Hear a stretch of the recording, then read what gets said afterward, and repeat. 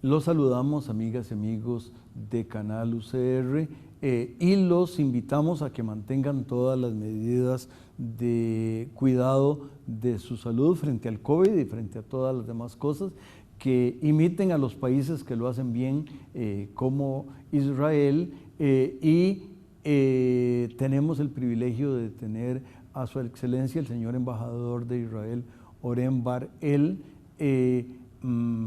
con nosotros, y además tenemos que felicitar al Estado de Israel, que cumple 73 años de la creación del Estado. Hay que decir que, de acuerdo con los arqueólogos, podría ser que Jericó sea la ciudad más antigua del mundo, como de las ruinas que hay, pero además aquellos que tienen cultura bíblica conocen algunas de las historias de Jericó, pero el asentamiento fue mucho previo y naturalmente hace 73 años, terminada la Segunda Guerra Mundial, y con el apoyo de Naciones Unidas, corríjame si algo que dije es incorrecto, por favor, don Oren, se fundó el Estado de Israel. Muchas gracias, profesor, de invitarme a su programa, y muchas gracias de las felicitaciones de nuestro día de aniversario. Es verdad que hace 73 años nació el Estado de Israel, y es algo muy curioso e incluso único en la historia humana, porque hablamos de un pueblo muy, muy antiguo y un Estado moderno. Y desde entonces hasta hoy vivimos esta complejidad, esta situación muy única y muy interesante. Y es verdad también que fue un evento catastrófico, el Holocausto, la Shoah, que marcó la historia de todo mi pueblo, y que después esta tragedia fue incluso más indeterminable, y un esfuerzo increíble de todo lo que el resto del pueblo de ir a establecer su propio país, su propia independencia, sabiendo que al fin y al cabo tenemos que protegernos y evitar que este tipo de tragedia podría reocurrir. Creo que hay un sentido en el mundo de que así debe ser, y me parece que Europa, por lo menos en algún sentido, reconoció la culpa de las atrocidades que otros europeos habían hecho, y me parece que eso ha acompañado la amistad entre el joven Estado de Israel con digamos, la Europa, que tenía un sentido de culpa, y me parece que el continente americano, que generaba una enorme solidaridad, sobre todo porque había habido una importante visita en los distintos países de descendientes de las gentes que asociadas con el Estado de Israel. Nosotros hemos tenido ya 2 expresidentes cuyos abuelos no venían de Israel, venían de Europa, pero tenían una cultura con esos términos a veces hay usos inadecuados, voy a decir con una cultura judía, si eso es la manera correcta de decirlo, y discúlpeme si lo digo mal, pero esa hermandad hubo una primera dama de la República también de manera que hay una cercanía en esos 73 años entre nuestros dos pueblos, me parece a mí.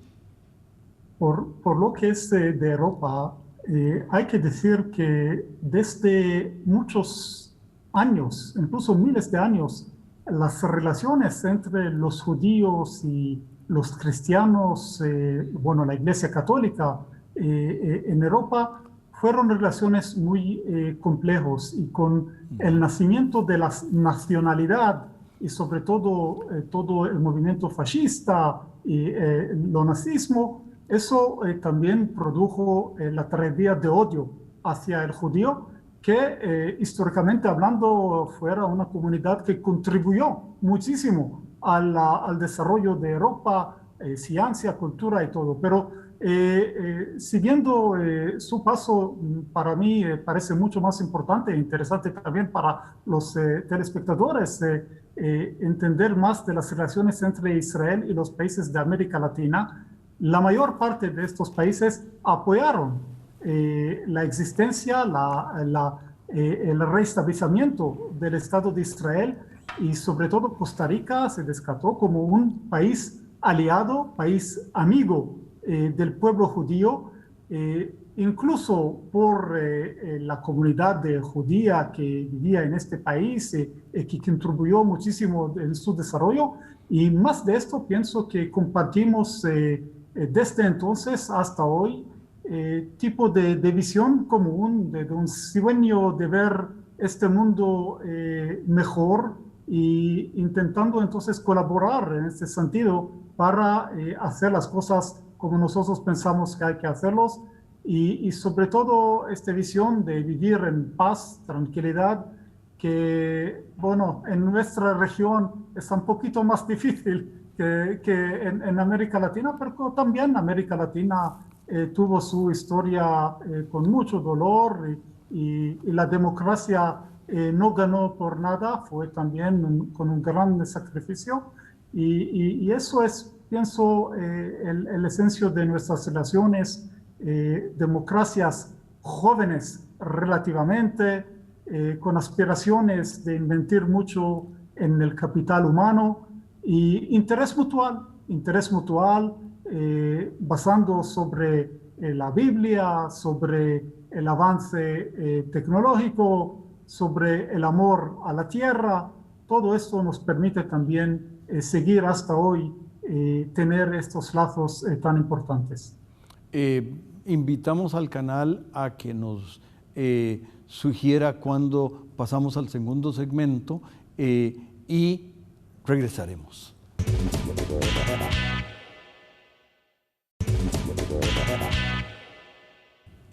Continuamos, amigas, amigos, con el privilegio de tener con nosotros a su excelencia el señor embajador don Oren Bar-El del Estado de Israel, que, repito, celebra este mayo en el calendario nuestro el 73 aniversario de la formación del Estado.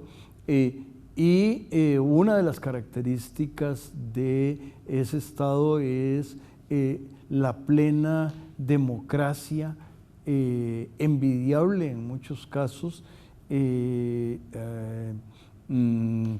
también presidencia, pero el presidente de la República, si no entiendo mal, tiene una figura más como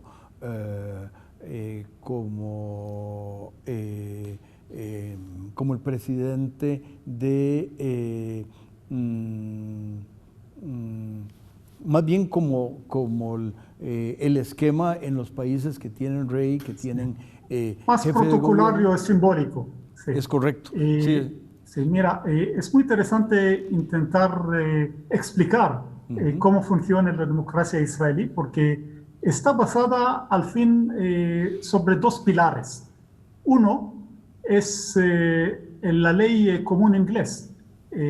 Nosotros tenemos un sistema parlamentario que está inspirado del mandato británico de entonces, de la ley británica, y eso por tener un parlamento. Nosotros elegimos el parlamento, no elegimos directamente el presidente. Entonces, el órgano soberano del país es el parlamento. Y el otro lado es la ley hebraica. Es la ley hebraica, bueno, bíblica, adaptando a nuestros días, que también tiene mucho impacto en la vida civil. Y cuando entonces ponemos el acento sobre los dirigentes del país, la figura más poderosa que represente la autoridad ejecutiva es el primer ministro. El primer ministro, como dice su nombre, es el primero dentro de un conjunto de ministros que está elegido por el Parlamento. Es el Parlamento que está elegido por el pueblo. El presidente entonces tiene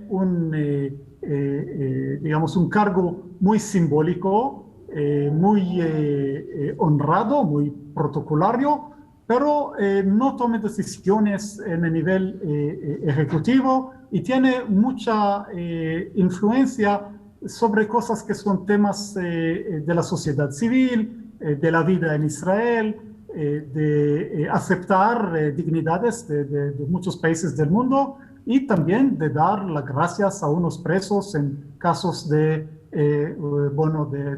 emergencia humanitaria, de cosas familiares que necesitan su intervención. Pero el presidente entonces es el ciudadano número uno, figura simbólica. El poder está en las manos del gobierno elegido por el Parlamento, que es el órgano soberano elegido directamente por el pueblo. Cuando yo era niño y no nací con barba blanca y calvo, la señora Golda Meir era la primer ministro de Israel, y esto ocurrió unos 50 años antes de que doña Laura Chinchilla fuera la primera jefe de gobierno en Costa Rica, de manera que ahí hay una de esas, aunque muy joven el Estado de Israel estaba dando ejemplos al mundo muy importantes, pero también los ha dado, por ejemplo, y algunas de esas cosas han venido en la colaboración hacia Costa Rica, por ejemplo, en la gestión del agua, en la gestión de la tecnología. Si algunos aquí usan el sistema Waze de conducción, esa es una empresa que originalmente fueron un grupo o una empresa israelita la que lo inició. Yo creo que no siguen siendo los propietarios, pero me parece que en eso y en muchas cosas. Por favor. Mira, la empresa Waze empezó con 3 jóvenes en el garaje de su padre que intentaban solucionar el problema de presas en Tel Aviv.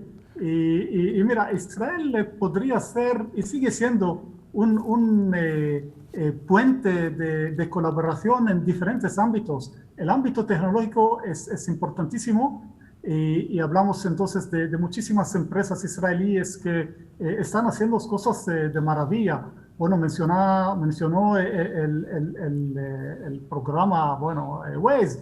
Además hay, por ejemplo, otro aparato que se llama Orcam, que permite a los ciegos de ver. Y hay otros tipos de microsatélites. Israel es el único país del mundo que está lanzando satélites contra la rotación de la Tierra a dirección del occidente, y eso nos obliga a desarrollar microsatélites muy pequeñitos, pero hoy en día son muy útiles porque de bajo coste permite a las industrias israelíes ofrecer diferentes opciones a muchos clientes que no quieren gastar mucho dinero en satélites enormes. Hacemos cosas interesantes también en todo lo que es el ámbito de agricultura. Y mencionó el sistema de riego, por ejemplo. Bueno, tenemos sistemas de riego por goteo, que eso ya es casi de costumbre en el mundo. Y hoy en día utilizamos los sistemas de fertirriego e incluso todo lo que es agricultura hidropónica que fue desarrollada en Israel. Hoy en día yo lo veo la agricultura de precisión como una oportunidad muy importante para Costa Rica. Y le explico por qué lo veo. Costa Rica, como Israel, no podrá seguir basando su agricultura y su producción sobre el bajo coste del mano de obra. Como Israel, Costa Rica es un país relativamente caro, relativamente rico de su vecinidad, entonces es claro que los vecinos podrán producir en menos coste lo mismo. Eso va a obligar a Costa Rica de producir algo que no es parecido a lo que los vecinos producen, pero algo que es producto de lujo, un producto que está mirando el segmento alto del mercado. Y ahí llega la agricultura de precisión, agricultura que permite al agricultor con una tecnología producir mucho más, un producto controlado, con trazabilidad, sabiendo exactamente a qué día va a tener esta cosecha. Todo lo que es la cadena de marketing, de llevar el producto al mercado, incluso al exporte, se hace mucho más fácil con esta agricultura, con empaques inteligentes. Entonces, para mí es un ámbito muy importante de colaboración con el país. Y permíteme también mencionar...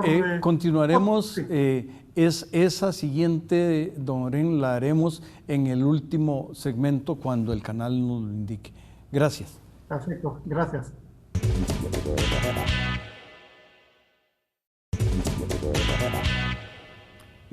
Continuamos, amigas y amigos, con el señor embajador del Estado de Israel, don Oren Bar-El, y nos estaba contando sobre cómo Costa Rica e Israel deben ir hacia tecnologías importantes, y la agricultura de precisión es una de ellas.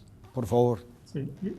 Entonces, después de hablar un poco de la agricultura de precisión bueno, aún no mencioné cuestiones de sensores que tenemos bajo tierra para medir exactamente la humedad, la acidez de la tierra, y aplicaciones que se use por drones y satélites sabiendo exactamente la situación de los campos.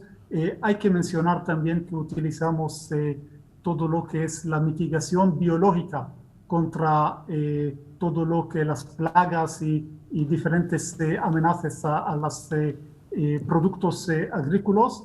Y hoy en día también Israel está desarrollando proteína artificial.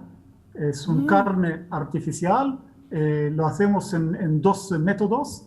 Uno es el método clásico de tomar una célula y a partir de esa célula crear una materia de carne, y la otra es solo imprimirlo, poner dentro de un tanque todos los ingredientes y tenemos un carne ahí.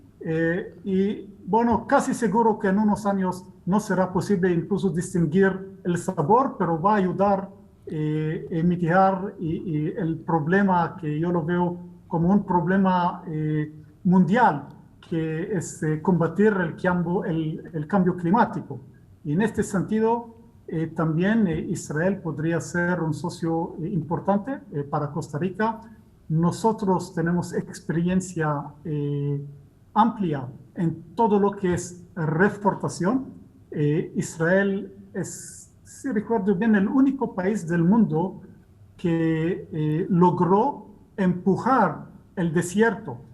En el Medio Oriente hay este fenómeno de desertificación que implica y daña a casi todos los países alrededor, salvo Israel, que con una estrategia de plantear árboles y de hacer bosques artificiales hemos conseguido parar este fenómeno, y espero también tener un tipo de colaboración en Costa Rica y, bueno, prácticamente en todo el corredor seco centroamericano en este tema que podría ser muy útil, no solamente para los agricultores y para los habitantes, pero también para todos nosotros que vivimos en este planeta. Excelente. Y en este planeta hay un país pequeñito, creo que levemente mayor en extensión, no en población, que el Estado de Israel, que se llama Costa Rica. ¿Cuándo fue la primera vez, don Oren, que usted oyó hablar de Costa Rica? Y cómo fue su aclimatarse. No sé si usted ha probado el gallo pinto, por decir algo. Claro, claro que sí. Pero estoy seguro que en Israel no lo probó. Por favor, cuéntenos de su experiencia. Mira, Costa Rica tiene una muy buena fama en Israel como destino turístico, país verde y sobre todo por tener este lujo tan importante de no ser obligado a mantener un ejército.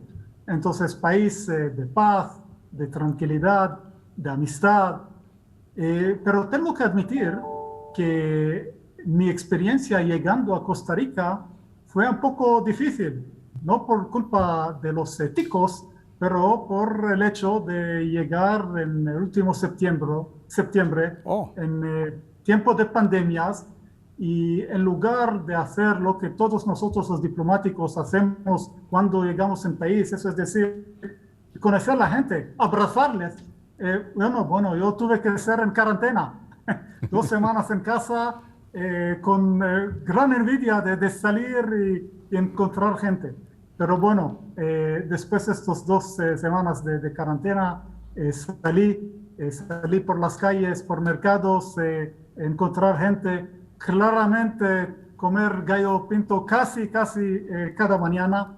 Y veo que, bueno, ahora ya llevo medio año en el país y además de lo que yo sabía antes, eso es decir, país verde, país de paz, de tranquilidad, yo descubrí también que tiene algo muy similar a Israel, que es un país también de diversidad humana.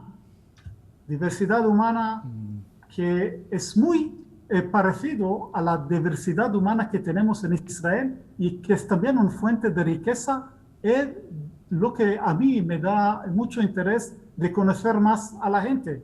Hay gente que vive en la Valle Central, gente de cultura caribeña, gente del Pacífico, gente de la montaña, comunidades indígenas. Encontré unos representantes de estas comunidades y yo personalmente he ido para dar una ayuda humanitaria a unas comunidades aquí en el país, gente en el Cantón de Buenos Aires, gente en Chiricú, y todo esto también me ayudó muchísimo a conocer el país y empezar a enamorarme de Costa Rica.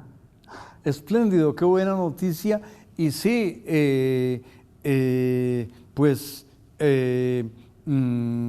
sabemos que usted acaba de recibir la segunda dosis de la vacuna y me parece que ese es un tema en los 2 minutos minuto y medio que nos queda. ¿Cómo logró ese enorme éxito Israel de casi tener a toda la población vacunada? Yo diría en una frase, aprendiendo del fracaso. Eso es decir que en la primera ola, Israel fue dentro de los mejores del mundo, casi sin muchos muertos y hemos salido muy rápido, pero demasiado rápido, con una apertura grande. Y la segunda ola ya fue tremenda. Y ahí los dirigentes del país entendieron que hay que cambiar el rumbo y no dependerse solamente de estas medidas de restricciones. Hay que pensar lo que va a pasar después, y eso por crear un ente gubernamental que colabora y coordina las acciones de todos los actores relevantes en el tema y plantear también una estrategia de vacunación lo más rápido posible. y hemos logrado hacerlo. El país ya es casi completamente vacunado y en el próximo mes también abierto al mundo a recibir turistas, y esto también podría ser una fuente de interés mutual para los costarricenses emprender como nosotros. Entonces vamos ahora a abrir nuestro país, recibir más turistas, todo esto con, bueno, preservar la seguridad y la salud de la población y de los visitantes. Pues lo felicitamos por el 73 aniversario, lo felicitamos por ese enorme éxito de la vacunación, los felicitamos por este ejemplo que ojalá lo podamos tomar. Ahí vamos a ratitos a lo medio tropical que vivan siempre el trabajo y la paz tanto en Israel como en Costa Rica. Ese es un pedacito del himno nuestro. Y de nuevo, felicitaciones. Muchas gracias por toda la colaboración que le han dado a Costa Rica. Que le vaya bien. Gracias. A las amigas y amigos, quédense con Canal UCR. Gracias.